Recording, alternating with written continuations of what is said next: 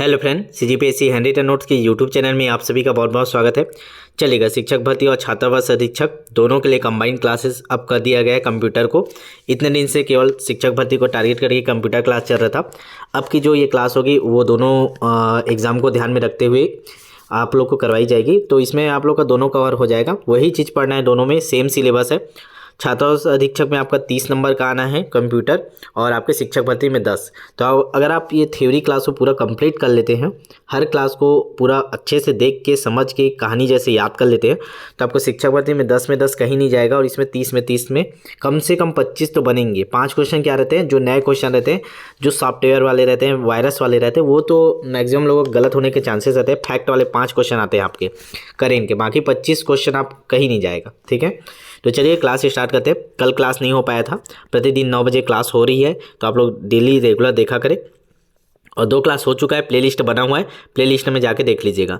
छात्रावास अधीक्षक का 300 पोस्ट आ चुका है, उसका भी बैच हम लोग तो टॉपिक वाइज टेस्ट बैच है, जैसे टीचर चल रहा है उसी प्रकार का लॉन्च हो जाएगा। कल की डेट में वो जारी हो जाएगा, कल या परसों 2 दिन में लॉन्च कर देंगे। तो देख लीजिएगा, जिनको भी उसमें भी रजिस्ट्रेशन करवाना होगा, छात्रावास अधीक्षक का भी टेस्ट दिलाना होगा आप लोग को। ठीक है, चलेगा। तो कल हम लोग अभी दूसरे चैप्टर में पहुंचे थे। कल हम लोग देख रहे थे कंप्यूटर के मुख्य भाग, तो कंप्यूटर के मुख्य भाग को देख लिए थे, वैकल्पिक भाग को देख लिए थे, पूरे कंप्लीट सीपीयू के बारे में समझ लिए थे, सीपीयू के आगे देखे थे, सीपीयू के पीछे देखे थे, कंप्यूटर के बाएं भाग देखे थे, आंतरिक भाग देखे थे, और एक टॉपिक बच गया था जिसको पूरा नहीं करवा पाए थे, हार्डवेयर और सॉफ्टवेयर। तो पहले सबसे पहले उसी को कर लेते हैं, हार्डवेयर और सॉफ्टवेयर को।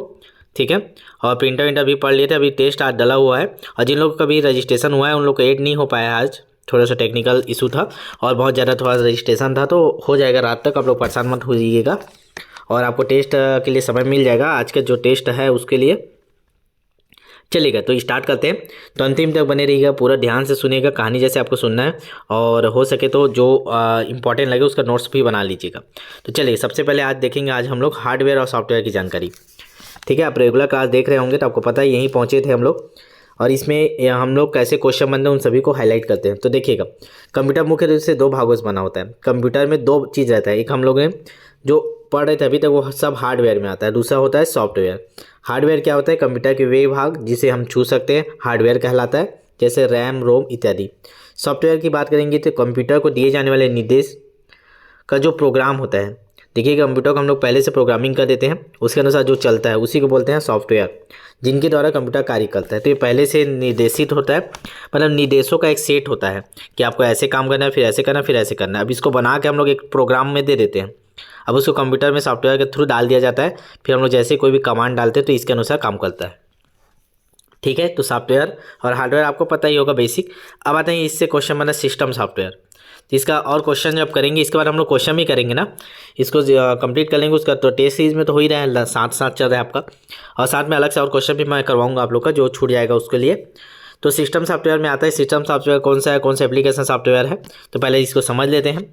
सिस्टम सॉफ्टवेयर क्या होता है, यह एक ऐसा प्रोग्राम होता है जिसका काम सिस्टम अर्थात कंप्यूटर को चलाना है।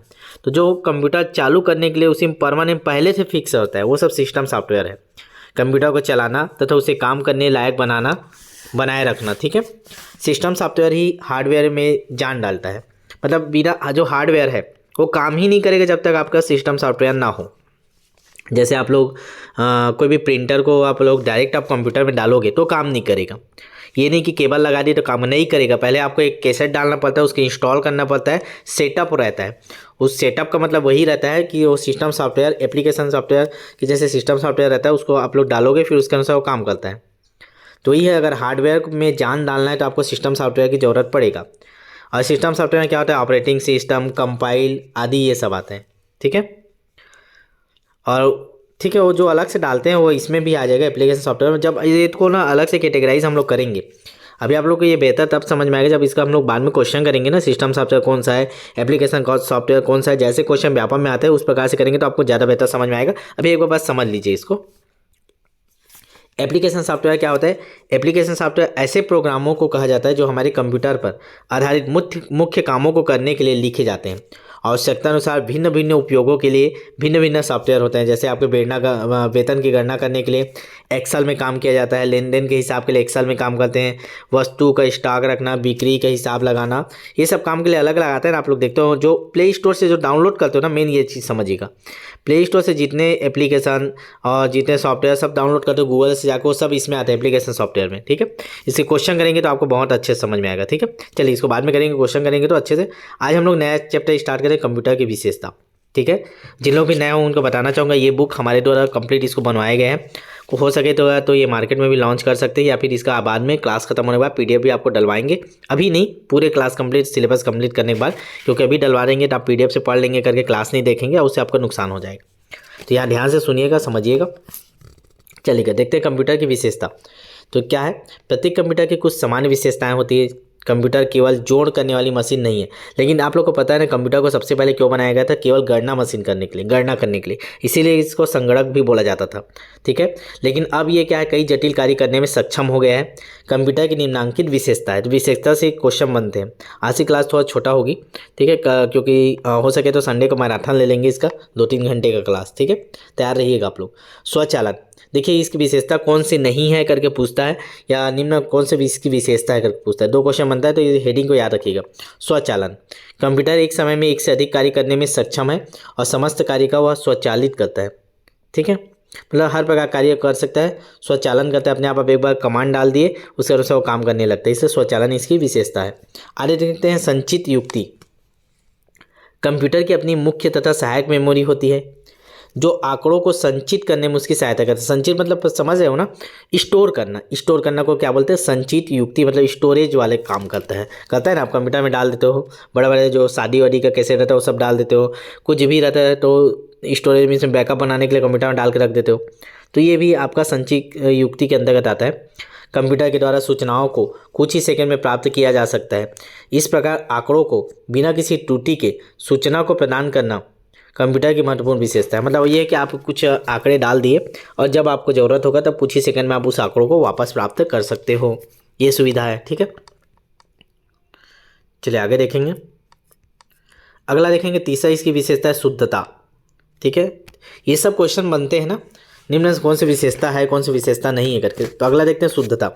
कंप्यूटर बहुत ही शुद्ध मशीन है, यह जटिल से जटिल गणनाएं को बिना किसी त्रुटि के करता है, तो शुद्धता भी इसकी विशेषता है। आगे देखते हैं तीव्रता। ठीक है, तीव्रता, कंप्यूटर बहुत तेज गति से गणना करता है। माइक्रो कंप्यूटर मिलियन गणना प्रति सेकेंड क्रियान्वित करता है, तो ये भी याद रखिएगा, माइक्रो कंप्यूटर की गणना कितने होते हैं, तो मिलियन गणना प्रति सेकेंड, मतलब 1 सेकेंड में वो मिलियन गणनाएं कर सकता है माइक्रो कंप्यूटर। कंप्यूटर कुछ ही सेकेंड में गणितीय कार्य कर सकता है। अगला देखते हैं वैविध्यपूर्ण। कंप्यूटर एक वैविध्यपूर्ण मशीन है। अब ये क्या होता है इसको समझते हैं। यह सामान्य गणनाओं से लेकर जटिल से जटिल गणनाएं करने में सक्षम है। मिसाइल एवं उपग्रहों का संचालन इन्हीं के द्वारा किया जाता है। तो जितने भी मिसाइल आप लोग देखते हो, चंद्र ग्रह, सूर्य ग्रह, सब चीज़ का काम तो कंप्यूटर से ही होता है ना। तो मिसाइल एवं उपग्रहों का संचालन इन्हीं के द्वारा किया जाता है। दूसरे शब्दों में हम कह सकते हैं कि कंप्यूटर लगभग सभी कार्यों को कर सकता है। एक कंप्यूटर दूसरे कंप्यूटर से सूचना का आदान प्रदान कर सकता है। कंप्यूटर की आपस में वार्तालाप करने में सक्षमता से इंटरनेट ने जन्म दिया। आपको पता है नहीं, कंप्यूटर से हम लोग इंटरनेट के द्वारा एक दूसरे से बात कर सकते हैं, चाहे यहाँ हो चाहे विदेश में हो, जो कि विश्व का सबसे बड़ा नेटवर्क है। तो यही पूरा इसको समझिएगा, वैविध्यपूर्ण है, हर प्रकार के काम कर सकता है, विविध प्रकार के काम कर सकता है। ठीक है, इसीलिए उसको वैविध्यपूर्ण बोलते हैं। ठीक, अगला देखते हैं परिश्रमशीलता। ये सब हेडिंग आपको याद रखना पड़ेगा ना। परिश्रमशीलता का अर्थ है कि बिना किसी रुकावट के कार्य करना। तो कंप्यूटर कभी रुकता है क्या, थक गया मैं रुक जाओ बाद में करूँगा, नहीं करता ना। मानव जीवन थकान, कमजोरी, एकाग्रता का अभाव आदि से पीड़ित रहता है। मनुष्य में भावनाएं होती है, वे कभी खुश तो कभी दुखी होते हैं, इसीलिए वे एक जैसा काम नहीं कर पाते। परंतु कंप्यूटर के साथ ऐसा नहीं होता है, वह हर बार हर कार्य बहुत ही शुद्धता व यथार्थता से साथ करता है, इसलिए उसको परिश्रमशीलता उसकी विशेषता के अंतर्गत आता है। अगला देखते हैं वर्ड लेंथ। डिजिटल कंप्यूटर केवल बाइनरी डिजिट पर कार्य करता है, तो ये याद रखिएगा, ये केवल बाइनरी डिजिट पर काम करता है कंप्यूटर। यह केवल 0 से 1 की भाषा समझता है, केवल 0 और बाइनरी में ऐसे भी 0 और 1 ही आता है। 8 बिट के समूह को बाइट कहा जाता है, ये भी क्वेश्चन बनता है। 8 बिट के समूह को बाइट कहा जाता है। बीट की संख्या जिन्हें कंप्यूटर एक समय में क्रियान्वित करता है वर्ड लेंथ कहलाता है। वर्ड लेंथ क्या होता है, वर्ड लेंथ क्या होता है इसको आप लोग समझिएगा। ये पूछ देता है कितने वर्ड लेंथ तक के कंप्यूटर में काम होता है करके। तो जितने बीट को कंप्यूटर काम करता है उसी को वर्ड लेंथ के द्वारा बताया जाता है। सामान्यतः उपयोग में आने वाले वर्ड लेंथ 8, 16, 32, 64 आदि है। वर्ड लेंथ के द्वारा कंप्यूटर की शक्ति मापी जाती है। ठीक है, तो आज क्लास नहीं होने वाली थी पर आप लोग से थोड़ा सा बात कर लेते हैं। आ जाता हूँ, क्लास कंटिन्यू करना जरूरी है करके मैं आ गया। तो आज थोड़ा सा बस इतनी क्लास करेंगे, 10 मिनट की बस क्लास हुई है। कल मैराथन करने की कोशिश करेंगे, कल सैटरडे है तो थोड़ा सा ज़्यादा फ्री रहेंगे। तो कल 2 से 3 घंटे की क्लास हो सकती है। मैं कोशिश करूँगा जितना ज़्यादा से ज़्यादा आप लोग को कवर करा पाऊँ, क्योंकि हमको एक ही सब्जेक्ट तो नहीं है और बाकी भी सब्जेक्ट करवाना है। बाकी तो आप लोग को जो भी टॉपिक देते हैं उसको आप लोग को यूट्यूब में पढ़ना है, पूरा क्लास अवेलेबल है। लेकिन हमारे द्वारा भी और बेहतर, उससे और बेहतर कुछ कर पाए करके जितना क्लास हो पाएगा हम लोग करेंगे। लेकिन एक एक क्लासेस ही हो पाएगी एक एक सब्जेक्ट के। तो कंप्यूटर को ज़्यादा से ज़्यादा जल्दी को कंप्लीट करने की कोशिश करेंगे। नेक्स्ट क्लास लगभग 1 से 1.5 घंटे 2 घंटे की होगी, मैराथन टाइप का करेंगे उसको। ठीक है, तो तैयार रहिएगा। और छात्रावास अधीक्षक वाले जिन लोग भी तैयारी कर रहे होंगे अपने आसपास को बता दीजिएगा। उसका भी बैच जैसे टीचर भर्ती है उसी पैटर्न में उसी प्रकार से छात्रावास का अधीक्षक का बैच भी 2 दिन में स्टार्ट हो जाएगा, सोमवार से स्टार्ट हो जाएगा। तो जिनको भी रजिस्ट्रेशन कराना होगा करवा लीजिएगा।